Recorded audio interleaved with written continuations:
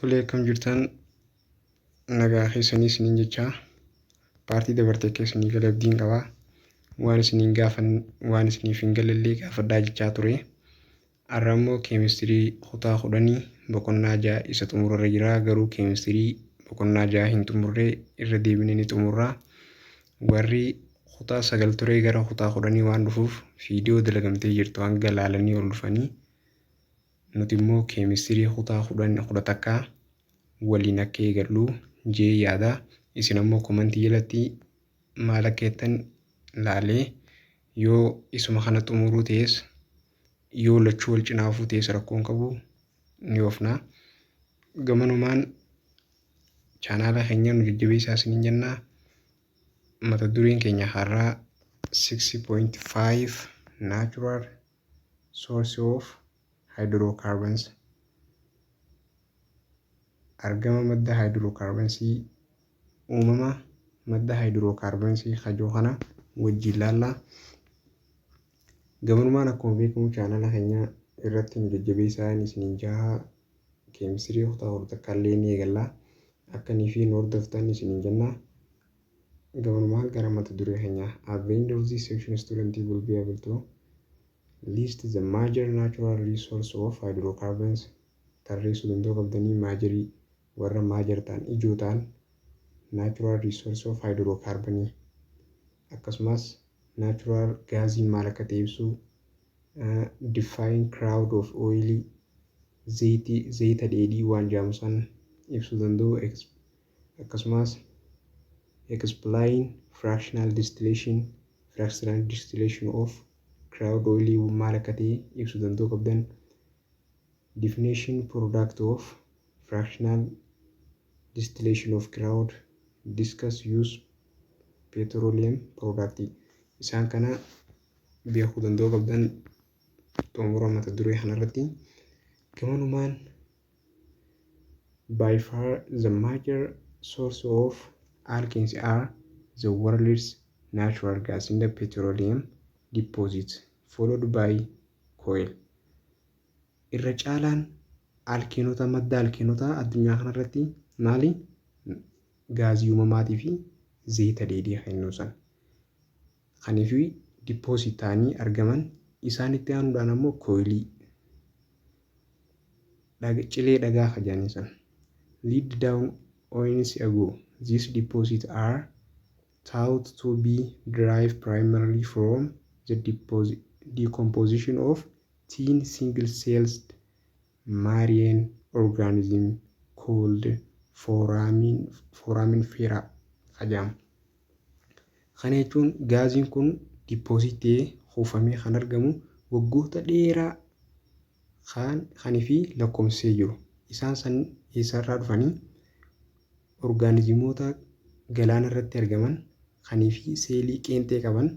Kanii fi seelii qeenxee qaban kun decompose burkuteeffamanii waggoota dheeraadhaan booda eega turan booda maal ta'anii garanii fi gaazota kanatti jijjiiramuu danda'an jechuudha. Zayita dheedhii kanatti jijjiiramuu danda'an. Isaan san maal jedhaman? Singilseelonni xiqqaan galaana irratti argaman sanii foraminifera jedhaman jechuudha. Foraminifera kun eeganii fi decomposition ta'anii waggoota dheeraa booda eeganii fi deposit ta'anii amma ni burkuteeffaman. Eeganii fi burkuteeffaman booda kuufamanii waggoota dheeraadhaaf eega turan boodarra gara petrooleemii, zayita dheedhii, naachuraal gaazii isaan sanitti jijjiiramuu danda'an jechuudha. Naachuraal gaazii maali? Gaaziin uumamaa kan inni kun gaazii akkamii? Natural gas is mixture of gas. It is constitutes chiefly of methane more than 19%, but it also contains ethane, propane, butane. Natural gaasiin makaa gaazotaa of keessaa qabu ijoo olaanaa jechuudha. Of keessaa qabu eenyu of keessaa qaba? Methane olaanaa of keessaa qabu. Chiefly jechuun olaanatti of keessaa qabu natural gaasiin eenyu? Parsantii 90 methane dha jechuudha. Garuu immoo gaazota Kompaawundoota akka Iiteenii, Piroopiinii fi Buuteenii kanallee of keessaa qaban. Gaazonni biraattillee akkasumas ni jiran. Other gases such as carbon dioxide, nitrogen, oxygen, hydrogen sulfide isaan kunis keessatti hin argaman jechuudha. Maybe also present in natural gas. Natural gas keessatti isaan kunillee ni argaman. Natural gas is found in associated with petroleum or alone.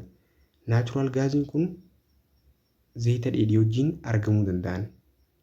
Yookaan ammoo kophaa isaanii argamuu danda'an yookaan ammoo waliin argamuu danda'an. Natural gasiin petroleemii yookaan ammoo kophaatti argamuu petroleemii wajjin yookaan ammoo kophaa argamuu danda'an. It is found underground deposits several hundreds or thousands of meters below to the surface of the earth. Irra lafarraa meetira 100 yookaan 1000 lakkaa'aman gadi fageenyaan jechuudha. Meetira 1000 yookaan 100 lakkaa'aman gaffagaatee irra lafarraa gaffagaatee argamaa jiru natural gasiin kun. Where it is originated from decay in the decomposition of animal and plant remain million years of ago. Waggoota miiliyoonaan lakkaa'amanii as animaalotaa fi pilaantonni burkuteeffamanii argamanirraa burkuteeffamanii waggoota miiliyoonotaan lakkaa'aman animaalii fi pilaantiin burkuteeffamanirraa kan argamu eenyu natural gasiin. The composition of natural gas varies depending on its place of origin. Iddoo isarratti hundaa'uudhaan composition makaa garagaraa qaba natural gasiin. Natural gas is widely used as fuel. Akka bobaatti fayyadamna bal'inaan jechuudha. It also advantage over liquid and solid fuel also rather than gas except hydrogen due to very high heat of composition. Inni kun akkasumas gaazota akka bobaa akka liquidii akkanii fi solidii kana akkasumas gaazota biroorra baay'ee maal qaban advantage qaban. Maal malee hydrogenii malee baay'ee advantage qaban. Sababni isaas maali? High temperature ho'a olaanaa keessatti maalii fi waanii fi gubachuu danda'uuf jechuudha. Petroleum or crude oil. Petroleum yookaan crude oil zayita dheedhii kan kun the word petroleum is derived from two Latin words. Petra meaning is rock and oleum meaning oil. Jechi petroleum jechuun jecha Latin petra. Petra jechuun petraa fi oleum. Petra jechuun rock. Oleum jechuun oil. Dhagaa zayita dhagaa kan jennuun sun jechuudha. Thus petroleum means rock oil jennaan jechuudha. Petroleum also called crude oil. Crude oil jennee yaamuu dandeenya jechuudha. Is a complex mixture of fossil hydrocarbons that must be separated into fractions and then further refined before it can be used. Isa kana itti fayyadamuu dura sababa inni hydrocarbonota baay'ee of keessaa qabuuf adda baasuu, calaluu yookaan ammoo qulqulleessuu qabnaa jechuudha itti fayyadamuu dura. Sababa maaliif? Sababa foosilii hydrocarbonota baay'ee waan of keessaa qabuuf calaluu qulqulleessuu qabnaa jechuudha itti fayyadamuu dura. It generally found along with natural gas in form of dark colored viscous liquid which is complex mixture of hydrocarbons. Inni kun kan argamu natural gaasii wajjin argama. Maal keessatti maal qabu? Kilara gurraacha. Dhangala'aa furdaa kilara gurraacha kan qabu ta'ee waan argamuuf akkasumas makaa kaarboohayidireetii baay'ee of keessaa qabuuf waan qabuuf gurraacha dhangala'aa furdaa gurraacha jechuudha. Sababa kanaaf maal goonaa? Ni fraction goonaa refine goonaa jechuudha. Adda baafnee qulqulleessinee itti fayyadamnaa jechuudha. Itti fayyadamuu dura akkas goonaa jechuudha. It is composition varies according to place origin. Iddoo inni itti argamu irratti hundaa'uudhaan makaa garagaraa qabaachuun ta'u. However, haa ta'u malee crude oil mainly contain alkenes, cycloalkenes and aromatic hydrocarbons. Inni kun akkasumas maal qabaa? Alkeenii ni qabaa, cycloalkenii ring jechuudha. Aromatic hydrocarbonota illee of keessatti qabataa jiruuti. It also contain organic compound consisting of nitrogen, sulfur, oxygen in small amount. Hamma xiqqaa immoo nitrogenii, sulfurii, oxygenii of keessaa qaba hamma xiqqaa jechuudha. Refine of crude oil. Crude oil zayita kana akkamitti qulqulleessina? Okay. Petroleum refining begin by fractional distillation of crude oil into 3 principles cut according to boiling point. Boiling point isarratti hundaa'uudhaan yeroonii fi fractional distillation gaggeessinu isa kana principle sadii irratti iddoo sadii irratti hundoonye gaggeessinaa jechuudha. Kana jechuun akkuma asirra mul'atu kanatti bootiliin kun maal jedhama? Tuubboo kolomanii jedhama jechuudha. Tuubboon kolomanii kun fractionating column. Inni kun fractionating column jedhama jechuudha. Fractionating column kun kutaa isaatii fi fractional distillation jechuun amma kutaa inni itti gaggeeffamuu fi temperature isarratti hundaa'uudhaan maal kuna qulqulleessinaa jechuudha. Amma akkuma asirra mul'atutti inni kun temperature 40 irratti, kun immoo 20 hanga 60, 40 hanga 200, 175 hanga 275, 250 hanga 350 kana irratti hundaa'uudhaan jechuudha. Akkuma asirratti kutaa sadiin kanaa jechuudha. Pirinsipilii kutaa sadiin kana. Straightening gas oil jedhama. Inni kun 30 hanga 200 digirii Celsius irratti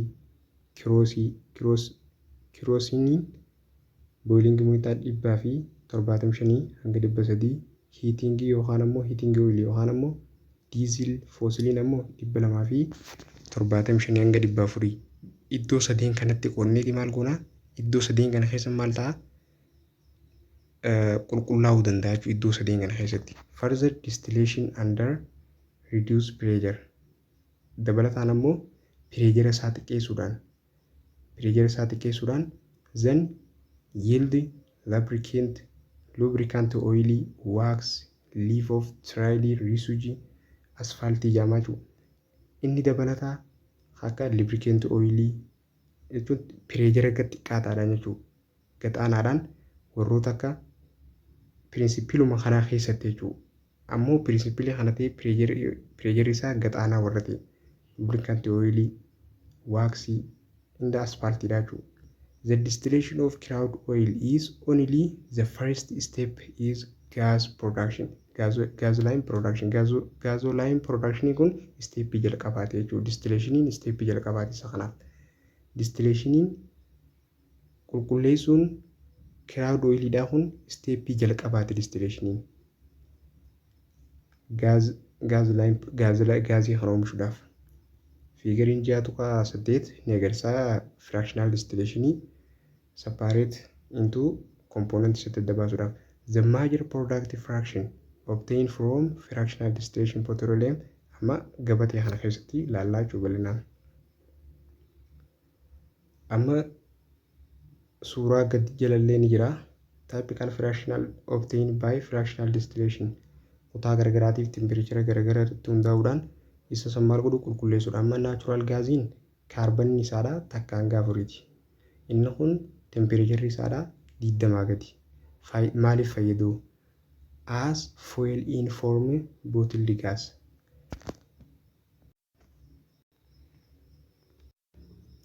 Bobaa gaazii qaruuraa jaaniin petroleem izariin ammoo 5 hanga 7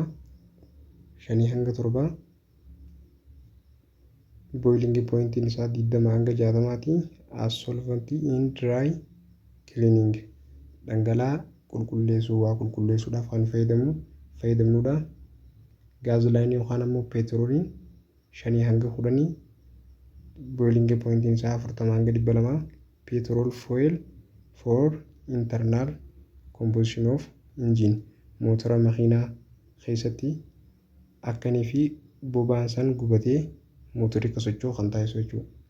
gaaz kiroosiniin ammoo kaarboonii 12 hanga 18 boilingi poointiin isaa 175 hanga 275 motora jettiidha fi meeshaa manaatiif boba'aa manaatiif fayyadamna jechuudha. Akka boba'aa mana keessaa akka buttaa gaazii minaamin jettii motora jettii keessatti ni fayyadamna jechuudha kiroosinii.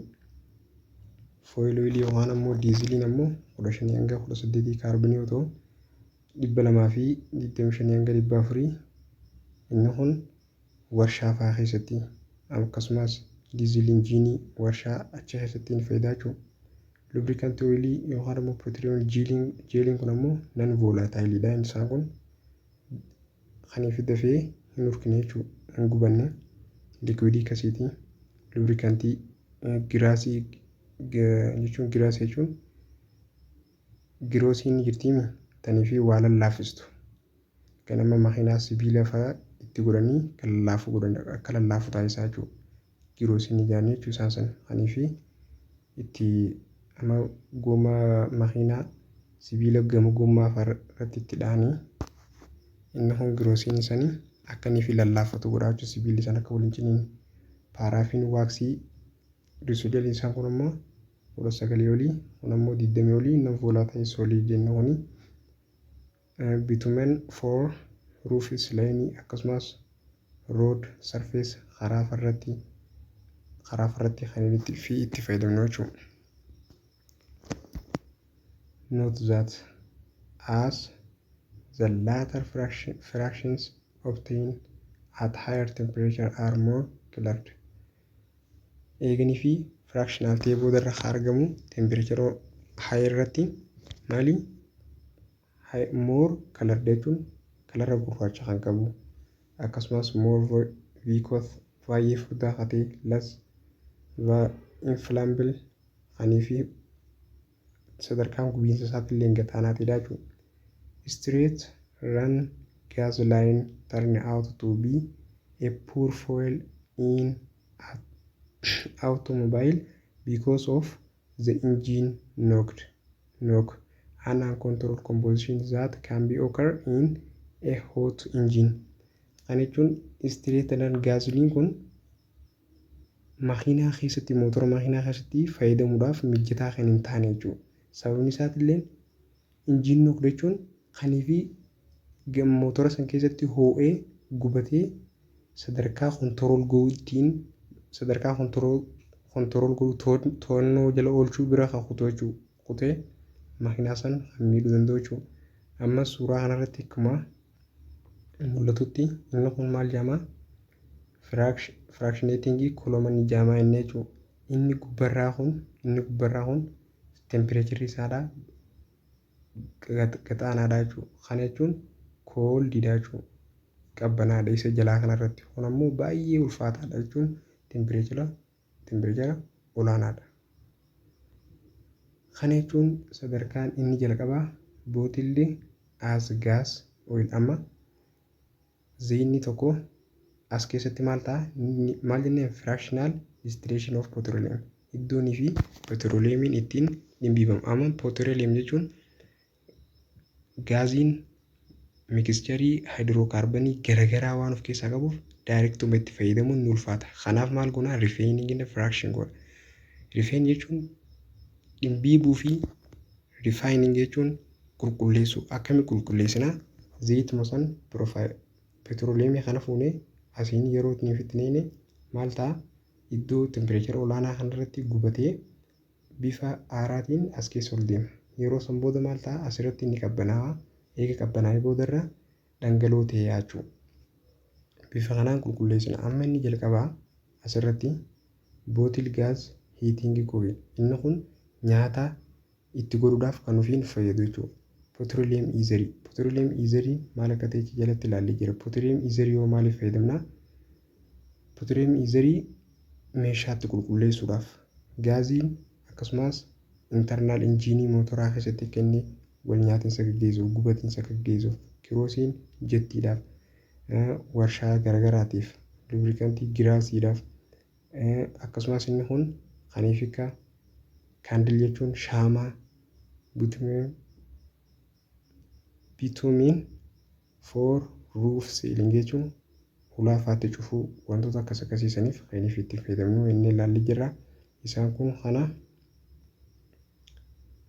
inni kaan ammoo the octane number of fossil fuel is measured by which anti-knock property are jechudha.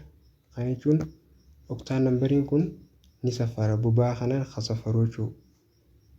Hamma motorri san ho'a isaadhaa kan itti safaru jechuudha. Straighter chain hydrocarbon more porn induce engine knock than other higher branched compound. Hydrocarbon straight jiru huni baay'ee takka mijataadha. Maal godhuudhaaf motora san to'achuudhaaf eenyurra warra biraanchii qaban irraa jechuudha. The highly branched compoundonni biraanchii garagaraa qaban biraanchii baay'ee qaban amma fakkeenyaaf kan akka 2,2,4 trimethane pentane. Amma pentane jechuun kaarboonii 5 kan qabu methane immoo biraanchii 3 of keessaa qabu inni san hunoo isaa kana jechuudha. Inni kun pentane kaarboonii 5 takka 2 3 4 5 kaarboonii 5 qaba. Methane immoo lammaffarraa takka 2 lammaffarraa maal qaba takka 2 qabaachuu methane 2 afuraffarraa takka 2 3 4 afuraffarraa takka qaba akkana jechuudha. Lamarra methane 2 jira. Afuraffarra methane takka jira waliigala 3 trimethyl pentane jennaan jechuudha. Isa kana inni kun akkasumas maal jedhama iso-octane in petroleum industry.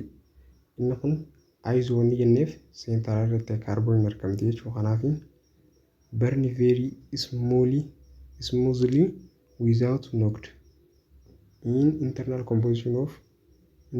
composition of engine is used as one of the standard by which that octane rating of gasoline is established. Isa kana inni kun knocked alatti kan gubatu jechuudha.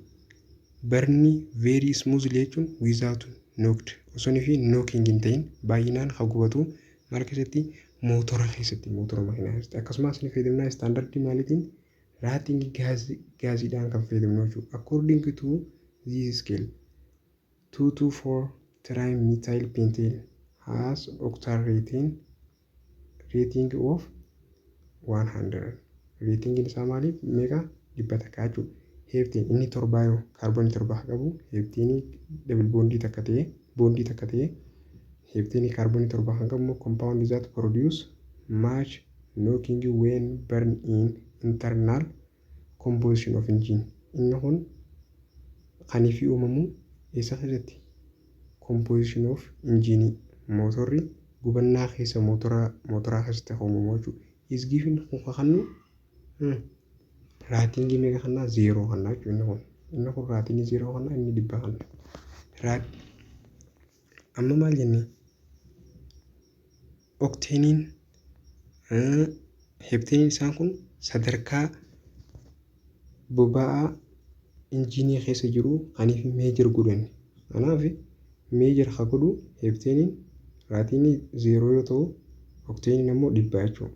Mixture of 2,2,4 trimethyl pentane and heptane are used standard for octane rating 0 between 0 and 100. Isaan kun dhibbaa fi takka jidduu jira rating isaaniidha. Gasoline example that has the same character. Gasoline kun fakkeenya wal fakkaataa qaban jechuudha. Amala wal fakkaataa qaban injinii keessatti mixture percentii 87 jechuudha.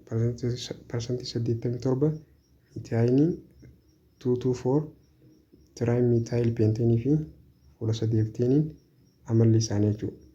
Rating 8 octane gasoline. Heptane akkuma mul'atu asirratti octane numberiin isaa meeqa? 0 octane numberiin isaa dhibbaa jechuudha. Pentane isa kana jechuun hamma barnii motora keessa jiru kan itti safaru. Because straight run gasoline burn so purely in engine. Straightiin kun mijataa kan hin taane jennee turre. Kanaaf maali? Purely dha baay'ee gataanaadha. Petroleum chemists have devised numerous methods for producing highly quality foil. Keemistiroonni maal godhanii maloota baay'ee ittiin quality boba'aa itti ol kaasan kaa'anii jiran. One of these maloota kana keessaa tokko catalytic cracking. Cracking jechuun adda babaasuu jechuudha. Involve taking highly boiling. Qabxii olaanaa boilingii kiroosiinidha. Meeqannee kaarboonii 11 fi hanga kaarboonii 14tti. Akkasumas cracking isaa into a small branch of molecule suitable for use gasoline. Cracking jechuun moleculoota san adda caccabsinee itti fayyadamuudhaaf akka nu mijaa'u godhuu jechuudha. Cracking it is into a smaller branch xixiqqaa molecuulii itti fayyadamuudhaaf gaas laayinii san keessatti itti fayyadamuudhaaf nu mijaa'u irratti geessu jechuudha. What does cracking means? Cracking means jechuun decomposition adda caccabsuu of large hydrocarbon molecule into a small one by application heated. Thermal cracking yookaan pyrolysis yookaan cracking godhuudhaan. Cracking jechuun maal jechuudha? Decomposition large hydrocarbonota xixiqqaa caccabsuudhaan gara xixiqqaa deebisuu jechuudha. Amma isaa kana jechuun hexadecane. Hexadecane jechuun 16. Isaa kana ho'isnee thermal cracking goonee ho'isnee okteenii fi okteenitti deebisuu jechuudha. Okteenii fi okteenitti deebisuu. Bakka lamatti molecuulii xixiqqaatti deebisuu jechuudha walumaa galatti. Or in presence catalyst. Catalystiin ni argama. Catalytic cracking argamuudhaan jechuudha. Hydrogen gas can be added during cracking to saturate the alkenes formed in process. Hydrogeniin itti dabalama yeroo cracking kana alkeenii foormii godhuudhaaf. Adeemsa alkeenii foormii godhuu keessatti. Another process ni biraa maal jedhama? Reforming jedhama. Is used to convert 6 hanga 8tti deebisuu jechuudha. Reform jechuun buutaa duraanii deebisuu jechuudha. Alkane to be aromatic compound. Alkeeniin aromatic compound akka benziinii fi tuulan jechuun meetiinii kan ofirratti dabalate sarkilii ta'e meetiinii of gubbatti kan dabalate inni ilaallee turre. Which have substantially higher octane number than alkane. Alkane irra maal qabanii? Higher octane number qaban. Octane number jechuun injinii keessatti gubatiinsa kan murteessu inni jira higher qaban jechuudha kun. The final product that goes into tank has approximately percentage 15 hanga 8 straight chain alkane jechuudha. Percentage 25 hanga 40 immoo 4 hanga 10 branchii qabanii. Chainiin ammoo chain alkanes percentage 10 cycleidha jechuudha kun. Percentage 10 akkasumas cycloalkanesiidha percentage 10. Percentage 25 ammoo RNC yookaan ammoo aromaatikiidha jechuudha. Quail jechuun yoo maal jechuudha? Quail is formed naturally by decomposition of plant matter over several millions of years. Inni kunis foormii uumamumaan maataroonni pilaantotaa waggoota dheeraadhaaf decomposition ta'ee argamu jechuudha. It is not pure form carbon. Kaarboonii qulqulluu miti jechuudha kun. It is an important source of hydrocarbon baay'ee ilaalameen kun madda aromatic hydrocarbon barbaachisaadha quailiin kun. Quailiin kun madda aromatic hydrocarbon baay'ee barbaachisaa isa ta'edha jechuudha. Heating mineral coil. Mineral coil kana heating yeroo goonu maal keessatti? Amma iddoo qilleensi hin jirretti yookaan oksijiiniin hin jirretti yeroonii fi coilii kana mineraala isaa kana ho'isnu maal jennee yaamna? Adeemsan destructive distillation jennaan of coil yookaan ammoo cooking coil jennaan. Cooking of coil yookaan ammoo destructive distillation. What is destructive distillation? Is heating mineral of coil. mineraala coil kana heat godhu iddoo aerii fi oxygen hin jirretti akkas jechuudha. When coil is heated in absence of air is give volatile product of coke. Yeroon fi iddoo qilleensi hin jirretti ho'isnu maal nu kenna volatile product fi volatile product inda coke nu kenna jechuudha. The volatile products that are separated into coil gas and the liquid are called coal tar when is cold. Volatile kun ni uumama yeroo fi adda baafne gaazota coilii kana yeroo adda baafne akkasumas liquid isaa kana yeroo adda baafne isaan kun ni yaamaman coal tar jechuun eeginii fi qabbanaa'ee booda jechuudha oowwisne. Aromatic hydrocarbons and many other substances are isolated from coal tar by fractional distillation. Aromatic hydrocarbon fi substansonni jechuun adda adda isaaniitti ta'a. Eenyurraa coal tar irraa adda adda kophatti ba'anii ta'an maaliin fractional distillationidhaan dhimbii bu'aan mala dhimbii buutiin aromatic hydrocarbon fi substansonni biraa baay'een coal tar irraa adda ba'anii ta'an jechuudha. Coke which is solid in the relatively poor form hydrocarbon. Cool jechuun ammoo solidii jajjaboo akkasumas hanii fi kaarboonii qulqulluu foormii kaarboonii qulqulluu ta'e kan argamu jechuudha. Is used ni fayyadamna as fuel in ballast furnace during extraction of air.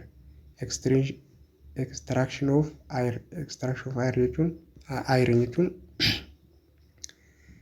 iron irraa horii isaa baasu jechuudha. Irraa extraction godhuu jechuudha. Inni kun baalastii jedhama jechuudha. Baalast jechuun malee ironiitiin extraction goone. Isa kana keessatti akka boba'aa isatti fayyadamna jechuudha.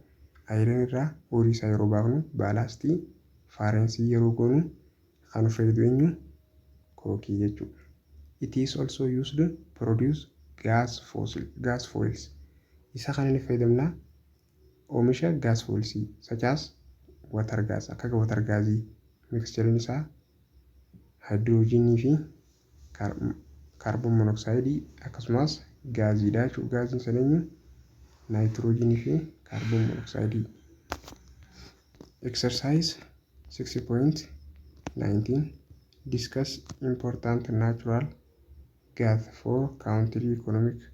Guddina dinagdee biyyaatiif faayidaa natural gaasiin qabu gareedhaan discuss godhuu dandeessan. What is the major natural resource of hydrocarbons? Methane. Which hydrocarbons are mainly constitute petroleum? Which carbons? Which carbons? Isa kanas commenti jala kaayadha.